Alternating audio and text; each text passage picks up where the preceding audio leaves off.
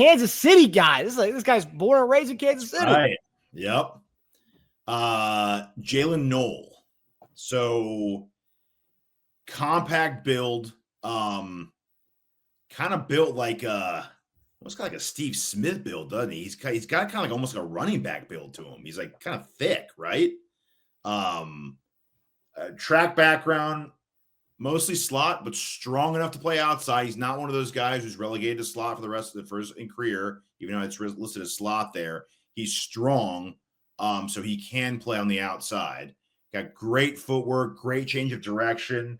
A lot of the scouts before he went into the combine were just expecting him to be one of those just like short intermediary guys to just break away from tight coverage and not be like a deep speed guy. But then he came out and ran a 4.39 and like totally blew up open anyone's expectation. So he's a guy that can just juke you down and get open for a short gain. Or if you think he's just going to go short, just take off with that 4.39 speed and just be gone, right? His lateral agility's probably for receiver, I'd say top 2 or 3 in the draft. Just really quick feet, great ball skills, got speed. One of his comps is McConkey, who can get open in the short, but who showed that long speed in the combine last year. Good ball tracking, better against single coverage in zone. Didn't have as much comfort with zone than he does just shaking someone loose on single coverage, which I don't mind. Best broad, vertical, and bench of any receiver at the draft. And top 5 at the 3-cone and shuttle, which you want a guy in the short that someone can't stick with you. That's what you want. A guy who can just do all those things. So really well-rounded. Here's the other thing where I really wanted to showcase him, because I did hear Veach talk about getting a guy who can come in here, have a spot on our team, and also give us a bonus in returns. And he led, I believe he averaged 15 yards per punt return. So he's also a return man on top of it all. So yeah, he can come in here, contribute on offense. And I love, if you look at his stats every year, he improved in every stat every year. Receptions, he improved every year. Yards, he improved every year. Yards per catch, he improved every year. Touchdowns, he improved every year. So it was just up every single year. He just got better every year. So yeah, I'm a big fan. He's someone who was maybe in that 3rd round range for a bit, but now when you look at mock drafts, he's going like the 2nd.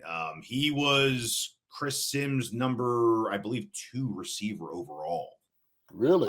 Yeah, he's got him above a lot of guys just because he's got that short quickness. He's strong enough to play outside, and he's got speed. So he's number 2 or 3. I can't remember, but yeah. And you said like a second round? Now I see him going into the 2nd round. Yeah. Okay. 2nd, 3rd. Yeah, JD, because I did hear Veach talk about that. When you hear him say he wants someone who can contribute offensively as well as being a return man, what does that say to us? I mean, because we thought maybe Nico was that guy, but I mean, I guess it's a new year, so I mean, is everything kind of like they just kind of wiped the slate clean with what Nico did second half of the season? I mean, that's pretty interesting that he would say such a thing. Man, look, the NFL is trying to replace you every year you're in there. That's the way it works. So if they have a reliable receiver in Jaylin Noel, and you got a return guy, and you hit 2 birds with 1 stone. And so that's the thing about it. I mean, he'll come in and he'll get reps immediately, right away. He's a hell of a player. When I watch him on film, I think he does a great job. So he fits our mold, exactly what the Chiefs are looking for. He fits everything that we want in a guy. The same length. He can look like what we thought Sky Moore was going to be. Exactly what I was just going to say, JD. He's what we wanted Sky Moore to be. Yeah, really. And so, he's got every ability on it, man. He just broke it out of the water as far as like what he did at the combine. I mean, it's just incredible. So, no, I like Jaylin Noel. Yeah. Speaking of Sky Moore, though, I hate to do this. Do you at this point think Sky Moore is a reason why we would maybe, and I'll bring up Brennan's tweet, a message, draft more of like a typical X-looking receiver in Jaden Higgins and say, oh, let's give, more one last shot to be the Jaylin Noel on our team?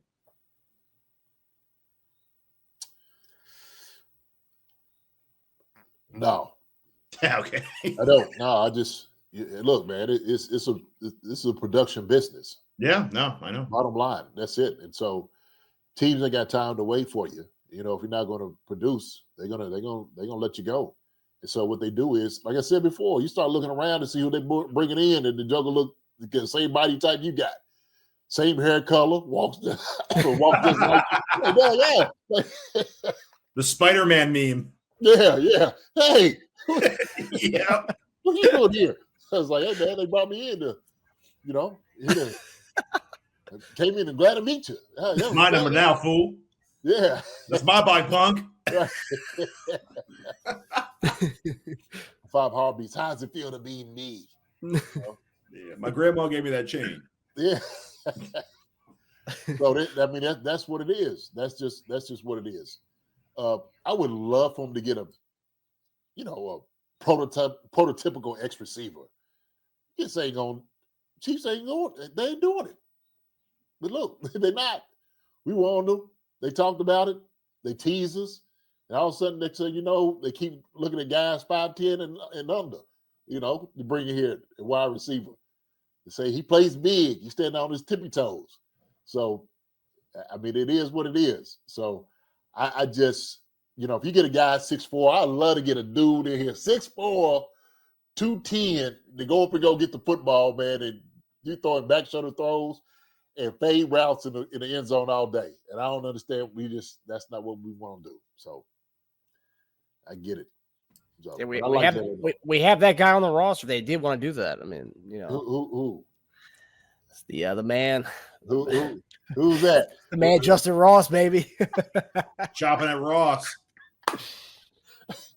Justin Ross has been here for 8 years. He ain't used him yet. And they were starting to get him implemented a little bit until that whole off the field incident happened 2 years ago, and then his reps just went way down after that. Yeah, never been the same since. Yeah, he tried to jump in like, no, come on, hey, get in there real quick. So, yeah, he's working out in Texas with Mahomes, and so Sky Moore. All of them are out down there. So it's the most playing time they're going to have all season. Yeah, that is what's going to try to get them to be that last receiver spot. Because I think JD and I we talked about this before, where it's like I know a lot of people say just to move on from Sky Moore. At this point, it's like we would not draft Jaylin Noel because we have Sky Moore. At this point, we just want Sky Moore to give us some kind of production, whether it's special teams, whether it's coming in on rundowns, being a blocker on the outside, just getting some kind of production from him at the wide receiver 5 or 6 spot, just being productive at some point. Whereas if like JD said, like you said before, we have a type and it's a short and he's a quick guy, and Jaylin Noel hits on the Brett Veach, Andy Reid type, and it's short and quick. Yeah. Look, you know me, I want Sky Moore to rip it up this year. Yeah. I hope he comes in and absolutely just is a monster out there. That's what I want to be able to see. But in the meantime, they're going to be looking at a guy like this to come in. He is a big DK Metcalf fan, so he does like that build too. He just hasn't really taken that guy outside of that. Teasing us. They teasing us. That's all that is. DK Metcalf. Man, I knew that wasn't going to work. Shoot. I'm like, ain't no way they're going to get DK Metcalf in here. There is a DK Metcalf comp in the draft, and he's not an early pick either. Well, I will say there was that last year too with the dude from South Carolina. We ended up taking Xavier Worthy before him. Well, the guy, Leggett, yeah. So, his name is Thornton from Tennessee. He's 6'5", 215. All he can do is just run. That's all he does. So they're like, if you're cool, literally the guys who scouted him were like, if you're cool with him just doing that, the DK Metcalf route tree in year 1, and just having him do that all game and just be like, that's what he is for us, then draft him. I was like, yeah, you know what? I'm kind of cool with that, actually. You take him in like the 5th or 6th round, I'm okay with that. Yeah, you're cool with that, but Rich Beach and them they ain't going for it. They're not going for it. Yeah, it's fun to say after the fact, knowing that we know DK actually ended up panning out, right? And so, like, yeah, I wanted DK Metcalf. Man, if only we could have gotten him. I mean, instead we drafted McCole Hardman instead, right? A small guy. So, like, I mean, again, it goes right back to the type, and they go back to the small dudes. Yeah. But yeah, I would love Jaylin Noel. So if we can get him, and also too, straight out of Kansas City, they love drafting. They love local dudes. So if they can get a guy who went to Iowa State from Kansas City, they love that storyline as well. Yeah, great story. Be wonderful. Woo-wee. Yes, sir. Let's start. I'm just gonna clap for him right here. Okay. All right. Teja Johnson. I tell you what, Teja Johnson, to me, I'm not even gonna talk about just on the field stuff. I'm gonna talk about just kind of off the field things about him, like his character. I know he was kind of taken in under Bo Nix, his family. Teja Johnson, you could just tell his demeanor about who he was on the field, how hard he works. They talked about his work ethic, just his character, kind of a quiet guy. But, Teja Johnson to me, I know everybody kind of talks about his weight or his lack of size that he has. Okay. I always talk about his lack of size. But when I look at a guy like this guy right here is all heart. He don't take it into account, his size. He don't worry about that. I think it's everybody else that's talking about his size and what he can do and what he can't do. What I do know, when you watch him on film, he's blowing by people. He's blowing by them. He's very productive. He plays hard, catches the football really well, runs great routes, gets in and out the break. Probably like when I'm sitting there watching these guys, he's to me, he's like a pro's pro. He's a guy that you had to worry about, like saying, hey, can you get another rep in? He's not that guy. He's the type of guy that'd be after practice catching balls with Patrick Mahomes before being asked. He probably asked Pat, hey, man, can you throw me some extra balls? Can you do this? Can you do that? Film, when I was just watching my film, man, he was just running by guys. He's silky smooth, able to get up. When I say get up through, I think everybody kind of underestimates, somewhat of his speed. And I think it's what everybody kind of goes to because he is, he is a smaller guy, smaller stature guy. But I'm trying to think, how big is Devontae Smith? How big is he in Philly? I think he's got like 15, 20 pounds on him, though. 15, 20? You think it's that much? Yeah. He weighs 178. What? 170. 170? Yep. Okay. Xavier Worthy's 172. 172? Yeah. It's almost 20 pounds. It's almost 20 pounds. Well, and I read that they actually, when he first went to Alabama, they tried to get him on a weight, like a diet to get his weight up. Yeah. He started to develop hamstring issues, and they just told him, all right, let's take away the weight. So then they got rid of the weight so he can be run free. Yeah. So the hamstring, he developed hamstring issues from gaining weight. So some of these guys, they have a stature, and that's it. Yeah. And to be honest with you, when you have a guy like this, if he's used to it playing at this size, then let him play. Let him play with it, what he's used to playing. Let him play until he gets knocked out. Sure. Right. And the thing is, he hadn't been knocked out. I didn't see nobody really knocking him out. Yeah, I mean, but come on, like you said about Farmer, though, probably about to go with the big boys soon. He is, but what I didn't see is playing against Washington State anymore. Yeah, but what I've seen is, when the competition, he always showed it. So it wasn't like he was getting stifled anywhere. He had 83 catches for 898 yards, 10 tubs. That's what he did. So he has that. We're also talking about as a returner. That's another thing he can do. So he has the ability to play both the wide receiver, return the football. he's game ready. He can catch the daggone football. He knows how to get down and knows how to get open in zone. And man, I like it. I do. I like it. I like his toughness. Same thing they do. They're talking about Xavier Worthy. They're going to break him up, Xavier Worthy. And then, next thing you know, he's hitting his head on the goalpost. And, he's doing the little dance in the end zone, right? He's running past everybody. So, like you said, until he gets knocked out, until I see it, hey, he's going to be fine. So what are you going to do? I didn't hear no bell. Huh? I said, yo, Tommy, I didn't hear no bell. You're going to try to knock me out. Yeah. I didn't hear no bell. Well, I will say, just to talk about his weight, so Dexter McCluster was 170.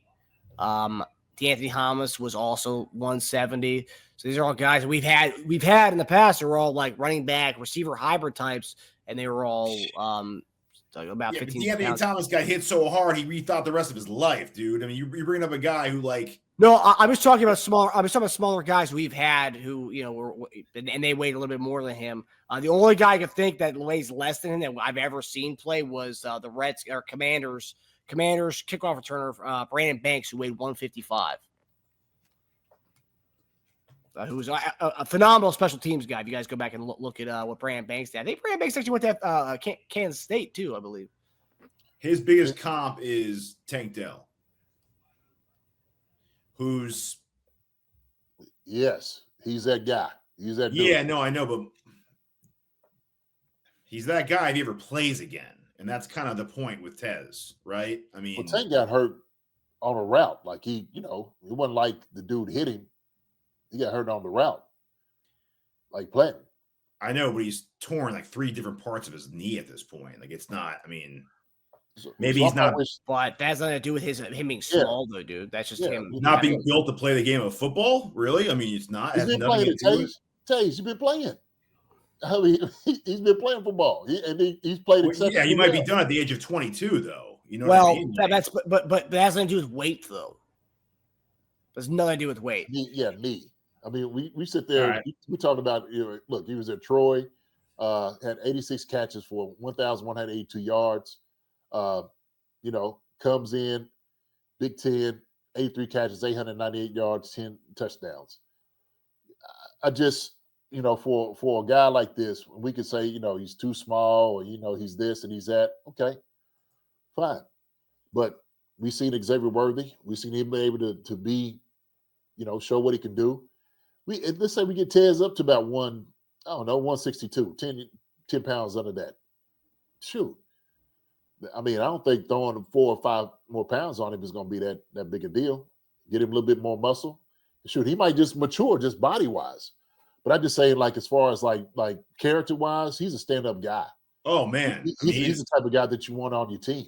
He's someone you root for sure. And he eats – I mean, I'm not dogging on him. I'm just, naming the downside. The plus side is he eats single coverage. You cannot guard him single coverage. No. He is 100th percentile in separation. 100th percentile in separation. Yeah. He creates more separation than anyone else in this entire draft. And it's not even close. You cannot guard him with one guy. You just can't. Do I think that we are extremely attracted to that possibility? 100%. It's very attractive. It's very enticing. And where he's going, because a lot of teams are probably going to be scared away by that lack of size. Uh-huh.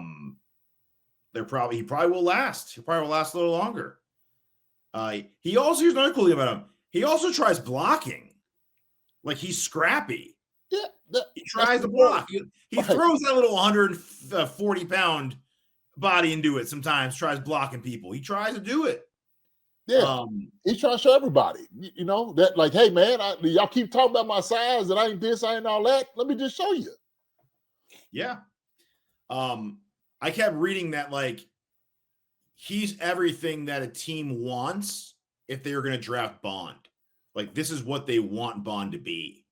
Like, Tez Johnson is what Bond should be. Right. And he's just not. He's like the anti of all of it. Cannot get one-on-one separation like that. Does not block anybody. This guy does all that. He's just a little small. Like, if he was Bond size, or let's say he was Worthy size, we'd be talking about him in like the second round, high second, maybe even like creeping into the first the way Worthy did, just from his, his profile alone. It's just the weight scares people off. Yeah. Somebody's going to pull him up. Somebody will. Somebody's going to snatch him. And you'll see a guy like this, man. He's going to have, a good career. I think he will. I think guys that know that they're small, 5'9", he'll understand. He'll know how to get down. He'll know how to. He'll be aware of everything around him. Matter of fact, that's why you probably have the 100%, win rate on it, because he's like, I can't shoot. I got to get open. I got to create space. I have to. So.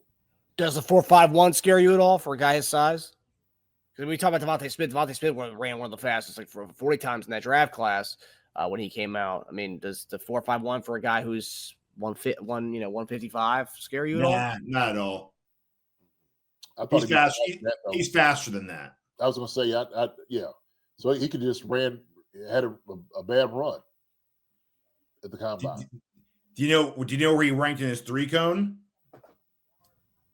Number one. Oh man, 6'6". That is what needs. So yeah, I'm not worried about that. He's faster than, and they actually said like he should have ran at his pro day to improve it because they know he's faster than that. He said I don't need to. Interesting. Okay. All right.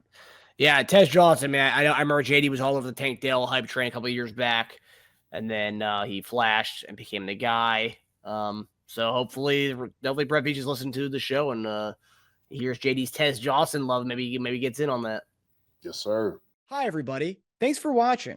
Subscribe here to get the latest from the show. Also, be sure to check out the best clips from Chief Concerns. And if you prefer to listen to the show, subscribe and follow us on Apple Podcasts, Spotify, and anywhere else you get your podcasts.